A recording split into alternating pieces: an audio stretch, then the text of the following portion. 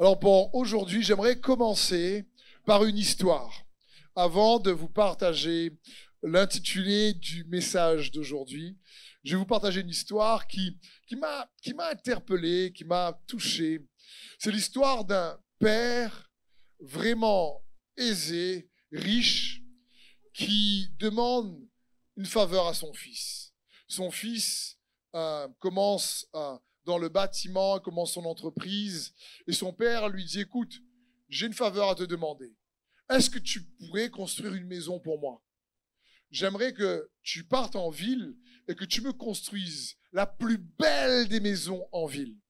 Je veux une maison top, tu me trouves le meilleur terrain, tu me trouves les meilleurs matériaux et tu me fais la plus belle des maisons que tu peux faire pour moi. Je te donne tous les sous, tous les moyens, mais fais-le pour moi. Le fils récupère les sous, dit bah oui papa, mais il n'a pas envie vraiment de faire la maison pour son papa. Il a envie, lui, de faire ce qui lui plaît et de mettre en place les projets que lui, il a envie. Donc, il prend les sous du papa et il va construire la maison pour son papa. Et quand il se renseigne auprès des entreprises, il va acheter les matériaux de moindre qualité, les affaires les moins chères. Comme ça, il peut récupérer un peu plus d'argent pour lui et à nouveau faire ce que lui il veut. Et donc, il construit une maison pour son papa, mais vraiment une maison moyenne, quoi. Pas de grande qualité comme son papa voulait, mais il a un peu camouflé. Donc, il prenait des choses d'apparence bien, des matériaux bien, mais pas de qualité du tout. C'est tape à l'œil, mais pas résistant, pas trop joli. Et il récupérait les sous pour ses propres projets à lui. Donc, quelques mois après, il termine la maison et il va voir son papa pour lui dire, écoute, est-ce que la semaine prochaine c'est terminé? Est-ce qu'on peut se voir et que je te remets les clés de la maison que tu m'as demandé de faire? Et le papa lui dit, c'est une belle maison, c'est quelque chose de top, c'est super ce que tu as fait pour moi. Il dit, oui, c'est bien papa, écoute, moi c'est à mes goûts, ça va, je pense que tu vas aimer. Donc, la semaine arrive, il emmène son papa donc voir la maison. Il dit, tiens papa, voilà les clés de ta maison. Le papa est content, il regarde la maison, il dit, merci mon fils, ça me touche que tu aies fait cette belle maison pour moi. Écoute, en fin de compte, tu sais, tu me donnes les clés, mais cette maison, elle était pour toi. Reprends les clés.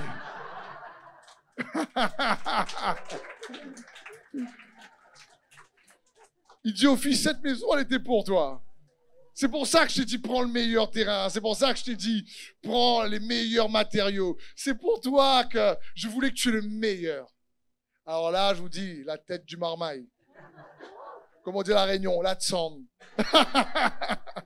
Alors là, il s'est dit, mais pourquoi j'ai pas donné le meilleur de moi-même? J'aurais eu la case de mes rêves, quoi. Mais il n'était pas vraiment engagé à donner le meilleur de lui-même pour son papa. Et quand j'ai entendu cette histoire, je me dis, tiens, ça me fait penser à nous les enfants de Dieu et la volonté que Dieu a pour nous. On ne réalise pas qu'en servant Dieu, qu'en étant engagés à faire ce qu'il nous demande de faire, c'est nous qui en sommes les bénéficiaires. Et parfois, on préfère faire nous ce qu'on veut, et c'est normal parce qu'on a une volonté propre au lieu de faire vraiment ce que Dieu veut. Et on ne réalise pas que si Dieu nous demande quelque chose à faire pour lui, en réalité, quand tu fais quelque chose pour Dieu, tu investis pour toi. Aujourd'hui, pour l'éternité. Donc en entendant cette histoire, je me dis, oh là là, on dirait qu'il est en train de parler de nous, là. Et le thème du message de ce matin s'intitule « Engagé dans le combat de la foi ». On est toujours dans la série de la foi, mais être engagé dans le combat de la foi. Cette histoire montre un fils qui n'est pas engagé en réalité à faire la volonté de son père, parce qu'il n'a pas réalisé que la volonté de son père était pour son propre bénéfice. Et du coup, il a négligé de s'engager pleinement avec un cœur aimant et volontaire. Mais j'aimerais t'encourager à comprendre que la foi, comme nous dit les Écritures, est un combat. Et le combat de la foi, sans engagement, c'est réellement de prendre des coups inutiles Et on ne réalise pas que le combat de la foi, lorsqu'on est réellement engagé dedans, c'est pour notre bénéfice également.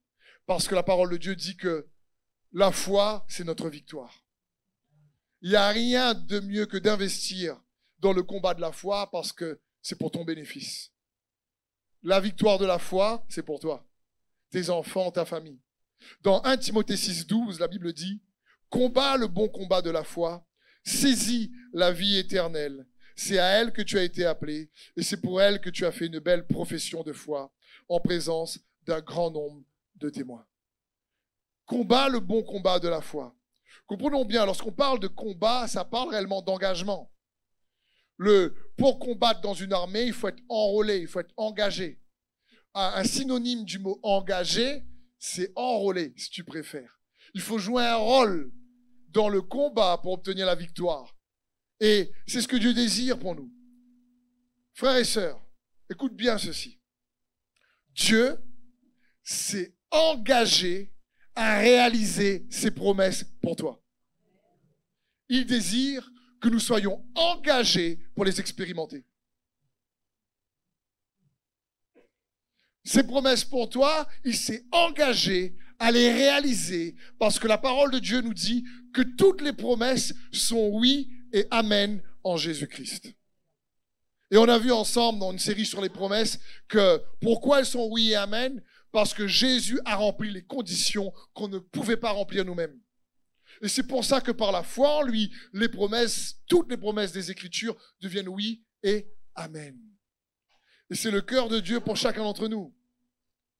Il désire que tu réalises que la foi, le combat de la foi, implique un engagement, d'être engagé à construire, à chérir ta relation avec Dieu. C'est ce que Dieu désire que nous puissions réaliser. On va voir ensemble qu'un premier point important, avant de revenir sur le combat de la foi, on va essayer d'étudier la parole de Dieu pour comprendre la puissance de l'engagement. Il y a de la puissance dans l'engagement. Rien ne se construit sans engagement. Et c'est important pour nous de comprendre ça. On a été créé, designé en tant qu'homme, femme, être humain, pour être engagé dans quelque chose. Même quelqu'un qui ne fait rien, même quelqu'un, comme dit la parole de Dieu, qui pourrait être paresseux, le paresseux est engagé dans sa paresse. Il est engagé à ne rien faire, mais il est engagé à quelque chose. On est des êtres d'engagement. Et on s'engage dans toutes sortes de choses en réalité. Il y en a qui s'engagent en politique, il y en a qui s'engagent dans un sport, dans une passion. On s'engage de toute façon dans des choses. Pour que ta vie ait un sens, automatiquement, on va s'engager dans des choses ou on va s'engager dans une cause. Mais en général, on est créé comme ça. Mais j'aimerais t'encourager, en ce qui concerne la foi en Jésus-Christ, à comprendre que ce combat, si tu t'engages pleinement, c'est pour ton bénéfice. C'est une maison que tu construis pour toi. C'est pas pour lui, c'est pour toi que tu l'as construit. C'est pas inutile et c'est pas vain. Rappelons-nous, dans l'Ancien Testament, le plus important, le plus grand des commandements. Jésus nous le rappelle dans Matthieu 22, 37, nous dit « Tu aimeras le Seigneur ton Dieu de tout ton cœur, de toute ton âme et de toute ta pensée. » C'est quoi ça? C'est engagé. Tu aimeras le Seigneur ton Dieu de tout ton cœur, tu mets ton cœur dedans. De toute ton âme, tu mets ton âme dedans. De toute ta pensée, tu mets ta pensée dedans. Ça parle d'être engagé. Le premier commandement dans l'Ancienne Alliance, Dieu est en train d'inviter à son peuple d'être engagé dans sa relation avec lui. Et il parle, tu aimeras. Pourquoi? Parce qu'on a du mal à s'engager dans les choses qu'on n'aime pas. La vérité, elle est là. Quand quelqu'un est passionné de quelque chose, tu n'as même pas besoin, en réalité, de lui dire de s'engager dans cette chose. Sa passion va le conduire. Tu aimes, je ne sais pas, le sport, le foot. Quelqu'un aime le foot. Il va regarder les matchs à la télé, il va économiser pour prendre les t-shirts de son équipe préférée. Il va dépenser, il va s'engager, il va prendre du temps. Il va donner une partie de sa vie parce qu'il est engagé, parce qu'il est passionné. Quand quelqu'un est passionné dans un sport, tu es passionné dans la danse, tu es passionné pour les films, je ne sais pas. La passion va inconsciemment t'engager dans cette chose pour laquelle tu es passionné. Amen. Et c'est pour ça que Dieu dit, tu aimeras. Il veut qu'on puisse réaliser qu'il est un Dieu rempli d'amour. Il est amour, nous dit les Écritures. Pour que par amour, nous puissions nous-mêmes répondre de tout notre cœur, de toute notre âme et de toute notre pensée. C'est dans ce sens que nous devons réaliser. Parce que l'amour t'engage. Comme des jeunes qui commencent à s'aimer, qui veulent se marier et faire une alliance. L'alliance, c'est de l'engagement. Et Dieu a fait une alliance avec nous. Il n'a pas joué ticaz, comme on dit. Il s'est engagé sérieusement pour toi et moi. Parce qu'il y a de la puissance dans l'engagement. L'apôtre Paul, qui a rencontré Jésus-Christ alors qu'il persécutait les chrétiens, a tellement été percuté par l'amour de Dieu et la grâce que Dieu lui a faite alors qu'il ne méritait pas. L'apôtre Paul va dire dans 2 Corinthiens 5,14, c'est que l'amour de Christ nous presse. L'amour de Christ nous presse parce que nous sommes convaincus que si un seul est mort pour tous, tous sont donc morts. Il dit l'amour de Christ me presse. Il ne dit pas mon amour pour Dieu me presse. Comprends bien. Il ne dit pas mon amour pour Dieu me presse. Il dit l'amour de Christ envers moi me presse. Parce que nous l'aimons car il nous a aimés le premier. Plus quelqu'un découvre, expérimente à la révélation de l'amour de Dieu pour lui, plus il peut être pressé par cet amour pour aimer en retour. Et quand tu aimes, c'est facile de s'engager. Mais quand tu n'aimes pas, d'accord, regardez par exemple, tu demandes aux enfants, tu peux faire la vaisselle? Même les adultes parfois. Quand on n'aime pas, tu fais, ça j'aime pas ça. Mais une fois, j'ai vu que peut-être ça te concerne toi, moi je connais quelqu'un qui me fait, j'aime faire la vaisselle. Franchement, une personne qui m'a dit ça, j'ai dit, mais c'est un don, waouh! C'est incroyable. Elle lève la vaisselle, c'est propre, sa maman est propre, tout ça, c'est bien. Je dis, waouh, c'est génial, quel don incroyable. Donc, par exemple, tu l'invites chez toi, elle fait ta vaisselle parce qu'elle aime. Non, je fais, c'est bon, je rentre. Et quand tu n'aimes pas, tu fais, là, il faut faire la vaisselle, on achète un lave-vaisselle, non? En plus, des fois, avant de mettre dans la vaisselle, il faut laver. Aïe. Je veux dire, quand tu aimes quelque chose ou que tu aimes quelqu'un, l'engagement devient naturel. Quand tu aimes une cause, l'engagement devient naturel. Tu as plein de causes sur cette terre, bonnes ou moins bonnes. Et il y a tellement de causes et les gens s'engagent. Et j'aimerais t'encourager en tant que chrétien, en tant qu'enfant de Dieu, à t'engager pour Christ et son royaume, tout simplement. Christ est la bonne nouvelle dans le combat de la foi qu'il a prévu pour chacun d'entre nous. Parce que sans engagement, on ne peut pas développer nos capacités. Quelqu'un qui a un talent, s'il n'est pas engagé à développer son talent, il ne progressera pas. Tu es par exemple doué au piano, mais tu ne t'engages pas à t'entraîner et à prendre des leçons de piano. Tu vas stagner. Tu es doué dans un sport. Tu ne t'entraînes pas, tu ne t'engages pas à donner ton temps dans ce sport. Tu ne progresseras pas. Tu seras doué au-dessus de la moyenne, peut-être, le don est là, mais tu risques de stagner. Et ça, c'est dans la réalité naturelle, aussi bien que spirituelle. Tu veux progresser spirituellement, avoir une foi plus solide, mais l'engagement reste léger dans la prière ou la parole de Dieu. Ça va être compliqué. C'est la même chose. Parce que l'engagement développe nos capacités, aiguise nos dons. Pour quoi que ce soit, qu'on soit chrétien ou pas, on est designé pour progresser comme ça. Donc, c'est bon pour nous de le réaliser. Il y a plein d'hommes dans les Écritures qui sont des hommes de foi engagés pour le Seigneur, mais il y en a un que Dieu appelle un homme selon son cœur. Le roi David, qui est impressionnant. Le roi David était tellement engagé dans sa relation de foi avec l'Éternel que dans sa passion pour Dieu, il dit, Seigneur, je veux te construire une maison. Et Dieu dit, non, c'est pas toi. Mais il est tellement motivé que malgré tout, il ramasse, il économise des biens, du matériel, parce qu'il savait que c'était pas lui, c'est son fils. Il dit pas, mais c'est pas moi, débrouille-toi alors.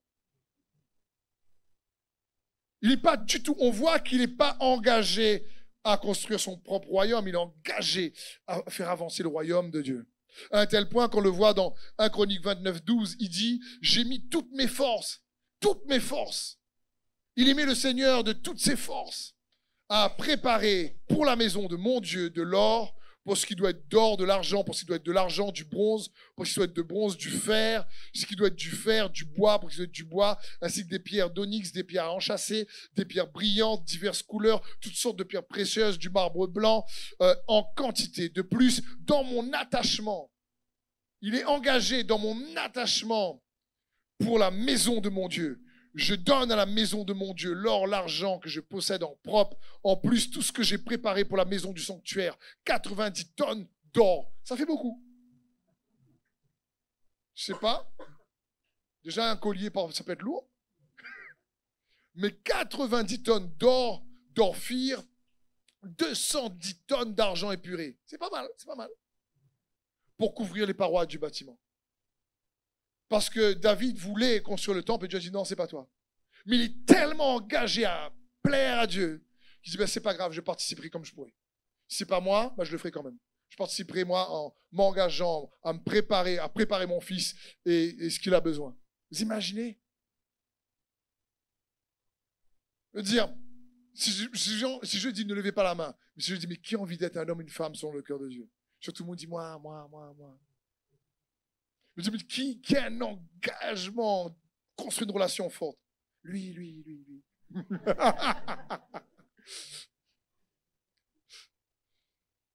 Donc, frères et sœurs, la parole s'adresse à moi aussi. Je dis en tant que pasteur, le premier, si je ne suis pas engagé à chercher Dieu plus que jamais, comme je disais, ça fait des années que je prêche. Je peux arriver un matin et dire, écoute, je vais prendre un message que j'ai prêché en 2010, parce que je sais que vous avez déjà oublié le message la semaine dernière. Donc je dis en 2010, personne ne va pas voir. C'est tranquille.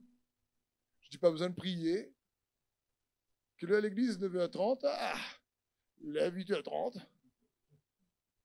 Personne ne voit pas arriver. Ben alors, le message, vous ne verrez pas, vous. Mais lui, il voit.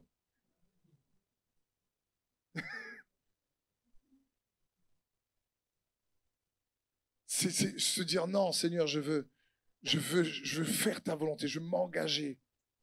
Parce que on peut pas, encore une fois, tu ne peux pas développer l'homme ou la femme spirituelle puissante que tu es déjà en Jésus-Christ, mais que Dieu veut que tu puisses l'expérimenter s'il n'y a pas d'engagement dans le combat de la foi. Même, comprenons bien, tu ne peux pas construire des relations fortes sans engagement. Que ce soit avec des amis, que ce soit dans l'église, que ce soit surtout dans le mariage. Un mariage fort implique un engagement de l'époux et de l'épouse important l'un envers l'autre. C'est pour ça que le mariage parle d'alliance. L'alliance est là pour montrer qu'il y a un engagement puissant, au-dessus des autres. Et Dieu, non seulement il nous a fait des promesses, mais il a scellé ses promesses dans une alliance nouvelle pour nous montrer que lui, il est sérieux dans son engagement envers nous. C'est pour ça que je vous disais tout à l'heure, Dieu, lui, s'est engagé à réaliser ses promesses. C'est du sûr. Il désire que nous puissions être engagés à les expérimenter, à les vivre. C'est son cœur. Je veux dire, souvent, vous savez, les mariages sont forts et fragiles par rapport à l'engagement de l'époux et de l'épouse l'un envers l'autre. Parce que au début, avant que le couple se marie, avant qu'il se marie, il y a une romance, il y a un engagement, on s'appelle, tout ça, on s'intéresse à l'autre, tout ça, franchement, qu'est-ce que tu veux manger, qu'est-ce que tu veux pas manger, tout ça. C'est génial et tout, on se découvre, voir là, ta tête, pense à l'autre, tout ça. Il y a un engagement qui est là. Puis après, quand tu te maries, tu ne sais pas ce qui se passe. Il y a un truc qui vient et ça fane. Puis là, tu vois, au fur et à mesure, il y a le boulot, écoute, il y a la vie de tous les jours. En plus, bon, ben là, on vit ensemble. Puis tu vois les mauvaises manières de l'autre encore plus. Tu dors avec, ils ronflent. Quand j'étais au restaurant avec lui la dernière fois, il ronflait pas, mais là, bah oui, au restaurant, il dormait pas. Donc là, c'est compliqué. Et là, tu vois, tu dis, c'est pas possible. Tu te réveilles, tu as un petit peu de bave sur l'oreiller, je fais...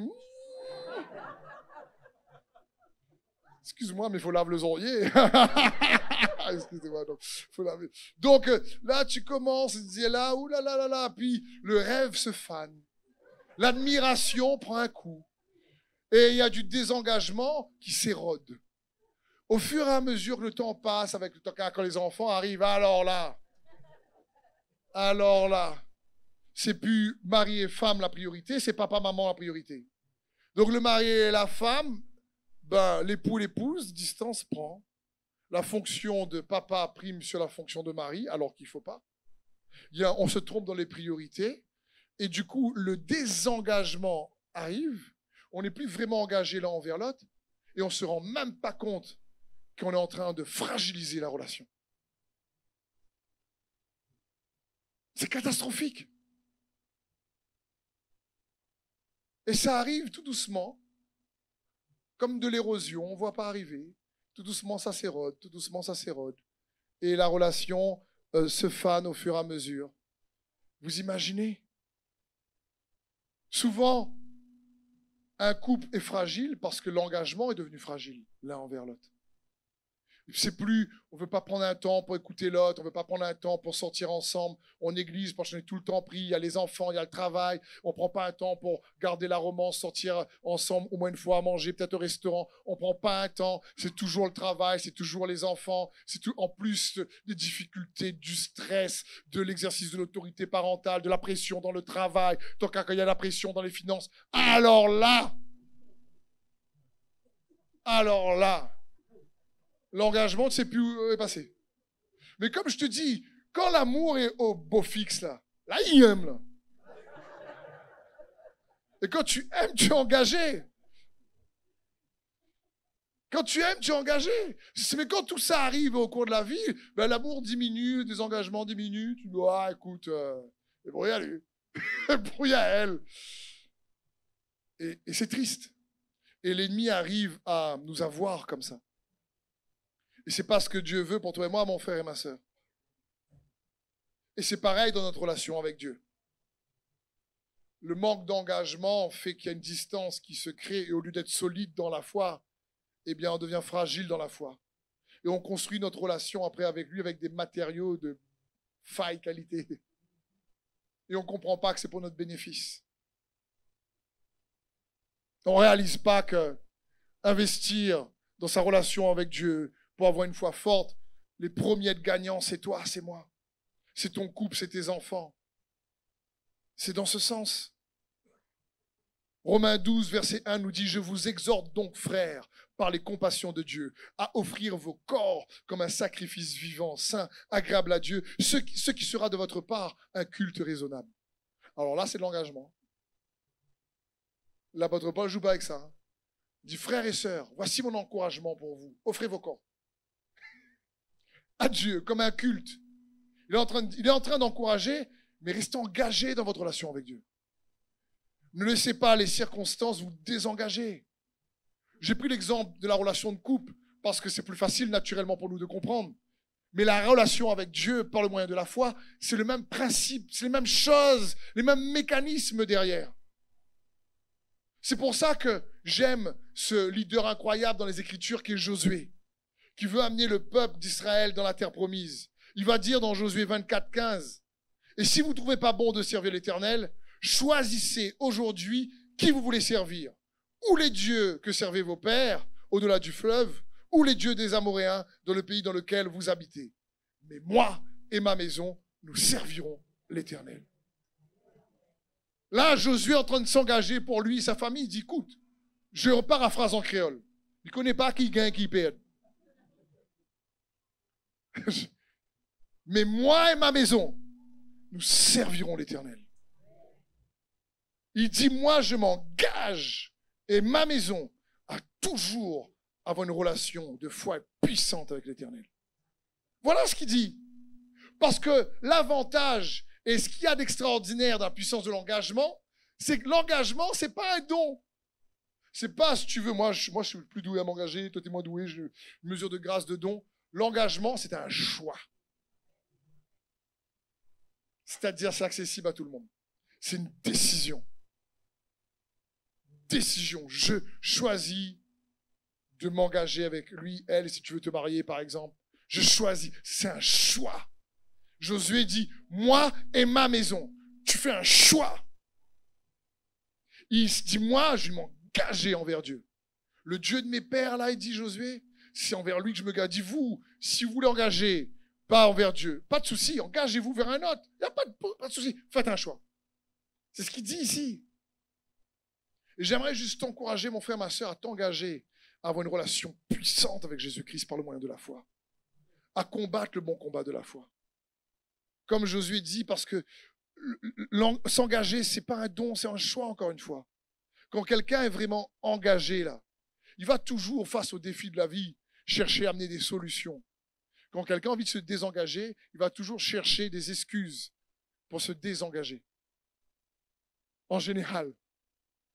Il y a un problème, oui, mais tu comprends, tu sais, moi, Mais quand quelqu'un est vraiment engagé, il va dire non, si à ce défi-là, on va aller plus loin ensemble. Dieu va nous donner les solutions. On va avancer. Il est avec nous. Et quand quelqu'un veut se désengager, il va dire oh là là là là là là là. Non, parce que c'est toi, c'est elle, c'est lui, c'est non parce que tu vois. Parce que l'engagement est fragile. Il s'est érodé. Il y a un désengagement. J'aime Dieu, mais tu sais, écoute-moi, c'est ma relation avec lui, tout ça, l'église.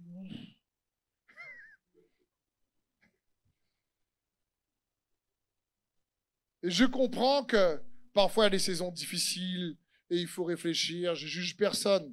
Mais je veux dire de toute façon, même si tu t'engages à rien faire, tu es engagé à rien faire. Ce serait un engagement. Quand même. Quelqu'un qui dit, mais moi je me suis engagé en relation avec Dieu, mais je ne vais pas venir à l'église. Donc oui, tu es désengagé à venir à l'église, mais tu es engagé à ne plus venir à l'église. C'est dans ce sens, tu s'engages à quelque chose. Tu fais un choix. L'engagement, c'est un choix résolu. Comme Josué dit, moi et ma maison, nous servirons l'Éternel. Je ne veux pas laisser ces choses-là vraiment m'empêcher d'avancer. Suivre Jésus, frères et sœurs, demande de l'engagement. Quand il a appelé les disciples, Pierre, Jacques, Jean, ils étaient en train de pécher.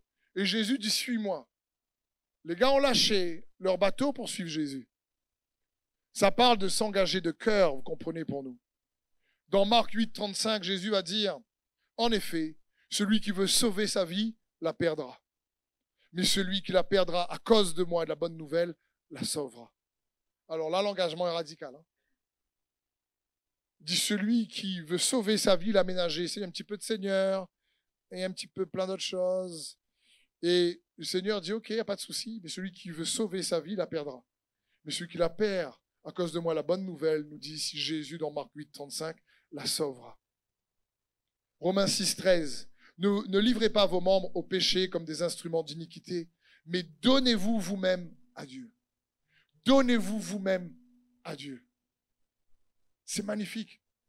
Donnez-vous vous-même à Dieu comme étant vivant de mort que vous étiez, et offrez à Dieu vos membres comme des instruments de justice. C'est ce que Dieu désire, nous encourager. Et comme je vous le disais, quand tu t'offres vraiment à Jésus, c'est toi le gagnant. Ça ne change rien. Le papa qui est très très riche dans l'histoire que je vous ai racontée pour commencer, il n'avait pas besoin de maison. C'était pour le fils qui a rien compris. Quand on cherche à servir Dieu et qu'on s'engage dans le combat de la foi, c'est nous qui sommes gagnants. Quand tu es engagé dans le combat de la foi, alors tu sais que ça va te demander d'engager ton temps. Ton temps pourquoi? Pour méditer sa parole. Ton temps pourquoi? Pour prier. Ton temps pourquoi? Pour louer, pour l'adorer. Ton temps, pourquoi? Comme tu le fais venir à l'église, écouter sa parole. Ça va demander un temps. Être engagé demande d'impliquer son temps, de prioriser son temps chaque jour pour privilégier la relation de foi qu'on a avec Dieu, par le moyen de la prière, par le moyen de la méditation de sa parole. C'est ce que Dieu désire. Comprenons bien, Satan est engagé à te détruire et à me détruire. Il est engagé, lui, et il sait que son temps est compté, nous dit la parole de Dieu. Il est engagé pour voler, détruire. Il est engagé pour faire le mal. La Bible dit dans Éphésiens 6, 11, « Revêtez-vous de toutes les armes de Dieu afin de pouvoir tenir ferme contre les ruses du diable. » Le mot ruse, c'est le mot grec méthodia. Sa méthode, c'est de te faire tomber de la foi. Parce que quand on est engagé dans le combat de la foi, pourquoi je vous encourage à méditer, à prier? Parce que le combat de la foi, ce n'est pas le combat contre le diable. C'est le combat pour toujours faire confiance à Dieu, même si les circonstances sont à l'inverse. Mais l'ennemi, sa méthode, c'est quoi? C'est d'utiliser les circonstances difficiles pour te faire douter de Dieu. C'est ça sa méthode, elle n'est pas compliquée. C'est que tu te poses à un moment donné la question, mais est-ce que Dieu m'aime vraiment? Et que quand tu as prié, la prière est non exaucée, tu te dis, mais vraiment, je ne sais pas si il aime les autres, mais moi, je ne suis pas sûr. Et c'est sa méthode. Il veut nous rendre incrédules. Il veut nous... Comment il sait qu'on perd le combat de la foi? C'est pas encore une fois le combat contre l'ennemi. C'est pas toi qui dis à l'ennemi, viens ici en bataille. C'est pas ça. C'est pas toi qui dis à l'ennemi, viens te battre contre moi. Non, tu t'appropries par la foi la victoire que Jésus a déjà eue sur lui. Et tu la réactualises dans ta vie parce que tu comprends que la foi, c'est faire confiance à Jésus, c'est de croire qu'il est Seigneur, c'est de croire qu'il est Sauveur, c'est de croire qu'il est assez puissant pour guérir, délivrer, sauver, libérer, restaurer, réconcilier, donner de l'espoir. C'est ça la foi. Mais l'ennemi, sa méthode, c'est de nous faire douter. Dieu a-t-il réellement dit que... C'est dans ce sens. Le mot diable est composé de deux mots, dia et bolos. Le mot dia signifie au travers, bolos signifie quelqu'un qui répète constamment. C'est comme s'il jette quelque chose, mais constamment. Pourquoi? Parce qu'il veut répéter constamment des mensonges pour passer au travers de nos pensées et affecter nos cœurs. Et nous faire douter de l'amour de Dieu pour nous. C'est dans ce sens. Et je veux t'encourager à être engagé dans le combat de la foi. Il y a puissance dans l'engagement. Il y a la puissance que tu réalises, tu prends du temps avec Dieu dans sa parole, dans la prière, que tu cherches sa volonté pour ta vie. Tu sais que Dieu veut te révéler sa volonté pour ta vie? C'est ce qu'il désire. Quand il nous dit, priez le Notre Père pour que ta volonté soit faite sur la terre comme au ciel, ben il nous dit de prier ça parce qu'il veut faire ça. Il ne nous dit pas de prier ça pour ne pas le faire. Il ne dit pas, prie le Notre Père et je ferai pas. C'est pas ça. S'il nous dit de prier notre Père, c'est parce qu'il veut la réaliser. L'apôtre Paul va prier dans les Épîtres, il va dire, je prie que l'esprit de sagesse et de révélation qui se trouve en Jésus-Christ vous fasse connaître pleinement sa volonté, afin que vous puissiez être fructueux et porter toutes sortes de fruits en toutes sortes d'œuvres bonnes. Vous imaginez? C'est son désir. Jésus lui va dire, dans Jean 4, 34, ma nourriture est de faire la volonté de mon Père et celui qui m'a envoyé est d'accomplir son œuvre. C'est ce que Jésus désire. Je t'encourageais à ça. À le chercher, à méditer sa parole pour ta vie. Qui est le pain quotidien, à comprendre la puissance. Mon frère et ma sœur, moi le premier, je suis pas encore arrivé à comprendre le potentiel de la puissance qu'il y a dans la prière. Je désire juste dire au Seigneur, Seigneur, aide-moi à grandir dedans. Prier, c'est puissant. Un rappel rapide, comme on a vu à l'école destinée. On prie souvent, malheureusement, pour que Dieu réponde à nos besoins. C'est la dernière raison pour laquelle il faut prier. La première raison pour laquelle il faut prier, c'est pour que son règne vienne sur la terre comme au ciel. Prière de notre Père, que je vous ai enseigné. Parce que cherchez premièrement le royaume de Dieu et sa justice, et toutes ces choses dont vous avez besoin vous sera donné par-dessus. Parce que tu réalises, tu es engagé dans la cause de son royaume et de sa justice. Une des deuxièmes raisons de la prière, c'est qu'elle te transforme toi. La Bible dit que pendant que Jésus priait sur le mont des Oliviers, il a été transformé. Il a été transfiguré. La prière t'édifie toi. Tu recharges dans la prière. Ton esprit spirituel, en communion avec le Saint-Esprit, tu lui donnes de l'assurance, tu lui redonnes la paix, tu le mets au calme. Tu lui donnes de courage, tu le fortifies. Ensuite, la prière, c'est aussi pour décréter ses promesses. Comme Jésus l'a fait devant l'ennemi quand il y a une attaque, il est écrit aussi que quand le diable vient le tenter avec la parole, le Seigneur Jésus lui répond que la parole. Il est aussi écrit que. Et tu déclares et tu décrètes ses promesses dans ta vie. J'ai cru, c'est pourquoi j'ai parlé. Et quand tu fais ça, tu comprends que la prière programme ton futur. La vie et la mort est au pouvoir de la langue. La langue est comme un gouvernail. Elle dirige, elle oriente. Et tu programmes avec les promesses de Dieu. Tu déclares ses promesses pour ta vie. Après, tu pries pour tes besoins.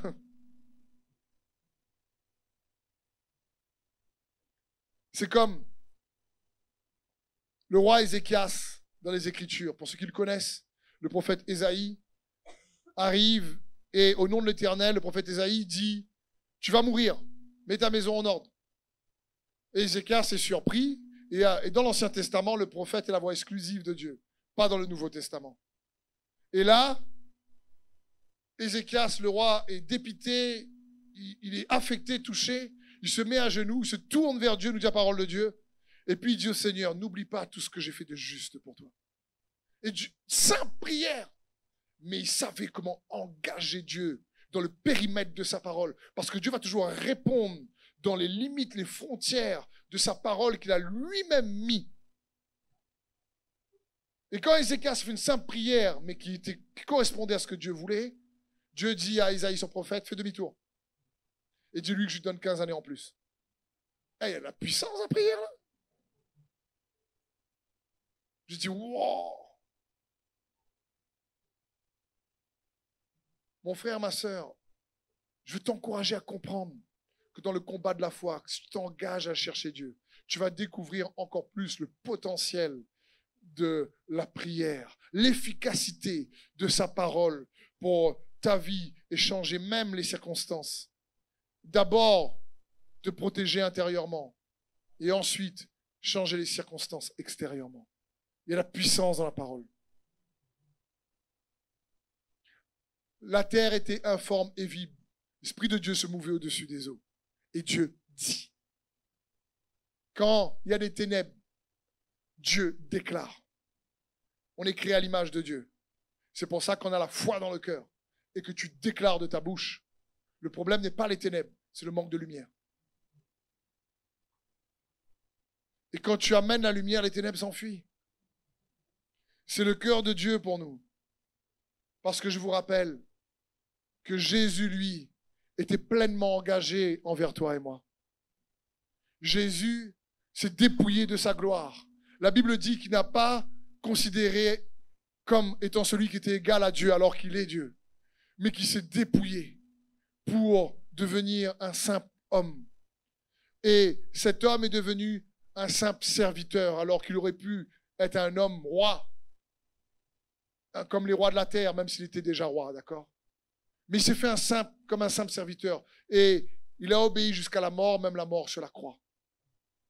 Vous imaginez, Jésus s'est engagé envers toi et moi. Il a montré qu'il t'aime. C'est garanti son amour pour toi. N'essaie pas d'évaluer ou de mesurer l'amour de Dieu par rapport aux expériences que tu as traversées ou que tu traverses. Mesure toujours l'amour de Dieu par rapport à ce que Jésus a fait pour toi sur la croix. Sinon, tu risques de perdre pied dans la foi. Parce que quand tu réalises ô combien Dieu t'aime, alors parce qu'il nous a aimé le premier, nous l'aimons en retour. Et quand tu aimes, c'est facile de s'engager. Je disais hier, vous savez, Jésus, il aurait pu venir comme il devait mourir pour nos péchés et se dire, écoute, dit à ses disciples, écoutez, à la fin de la journée, le soir arrive, il a 33 ans, il dit aux disciples, écoutez, salut, je m'en vais, là, cette nuit, vous n'allez plus me voir, je vais dormir à la maison, puis dans son sommeil, il dort, il meurt, personne ne le voit, il va au ciel et puis il est mort. Personne n'aurait vu. Pourquoi s'il devait mourir, il n'est pas mort facile comme ça? Belle mort, dans le lit. Ouf. Tout le monde veut le mort comme ça. Non? Après l'enlèvement, bien sûr. Tout le monde rêve d'être enlevé. Mais s'il faut passer, si tu vas mourir, tu te dis, tu meurs, tu fais, au revoir. Ça passe, non? Jésus, il est Dieu, il aurait pu choisir de mourir tranquille comme ça. Mais non, la Bible dit qu'il a souffert. Il a affronté les conséquences du péché, de la souffrance. Il a pris sur lui. Il a été meurtri pour que toi et moi, on soit guéris. Il a accepté d'être condamné pour que toi et moi, on soit pardonnés. Il a accepté d'être accusé pour que toi et moi, on soit justifiés. Il a accepté d'être méprisé pour que toi et moi, on puisse être honorés. Il a accepté d'être dépouillé pour que toi et moi, on puisse recevoir les provisions et l'héritage céleste en Jésus-Christ. Je veux dire, il a accepté de traverser la souffrance et la difficulté pour te prouver et me prouver qu'il est pleinement engagé à te sauver, à te toucher, à te libérer et à te bénir. Je vous ai dit, Dieu s'est engagé au travers de Jésus-Christ à réaliser ses promesses pour toi. Le problème, c'est est-ce que nous, on est vraiment engagés à les expérimenter? C'est surtout ça. La Bible dit, c'est un verset toujours incroyable à chaque fois que je lis dans Hébreux 10:2. En effet, Dieu qui a créé tout ce qui existe et pour qui sont toutes choses, voulait conduire beaucoup de fils à participer à sa gloire. Il lui convenait pour cela d'élever à la perfection par ses souffrances celui qui devait leur ouvrir le chemin du salut. Donc, en fin de compte, pourquoi il a accepté? Parce qu'il aurait pu partir tranquillement dans son lit. Mais il voulait nous montrer que malgré tout l'attirail de l'ennemi, toute la méchanceté, la souffrance, jusqu'à arriver à la souffrance la plus incroyable, la mort, il allait la traverser en tant qu'homme, 100% homme et 100% Dieu, pour nous montrer ô combien il est engagé à ce que toi et moi, on puisse recevoir et marcher et hériter le salut en Jésus-Christ. Et c'est ce que Dieu veut pour toi et moi, qu'on réalise. Qui ne s'est pas engagé à demi-mesure, parce qu'il y a puissance dans l'engagement. Tu veux vraiment avoir une vie spirituelle qui progresse. Ça ne va pas se faire si tu n'es pas engagé à prendre du temps pour marcher dans la foi en Jésus-Christ, pour fortifier ta foi. Le combat de la foi, encore une fois, ce n'est pas toi contre l'ennemi, c'est juste de garder la foi. Et de ne pas devenir incrédule par les méthodes du diable. Mais pour ne pas tomber dans l'incrédulité, il faut avoir un engagement dans le temps, dans chaque jour, pour dire Seigneur, c'est toi que je veux connaître. Sinon, nos pensées peuvent partir en toupie.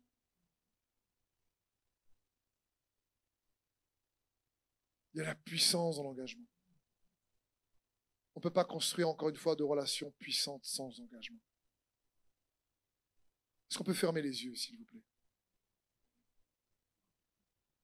Est-ce que le groupe de louanges peut venir? Saint-Esprit, je te remercie pour ta présence dans ce lieu. Merci, Saint-Esprit. Touchez mes frères et mes sœurs, ceux qui regardent, ceux qui sont dans ce lieu. Ta parole vient de les convaincre de péché, de justice, de jugement. Pour ceux qui croient en toi, de justice, Seigneur. Merci Jésus. Merci d'avoir suivi ce message. J'espère que ce message a fortifié votre foi. Merci également pour tous ceux et celles qui nous soutiennent au travers de votre générosité. Vous avez en bas de votre écran un QR code qui vous conduira vers une page qui s'intitule jeveubénir.com. Merci de nous aider à propager sa parole.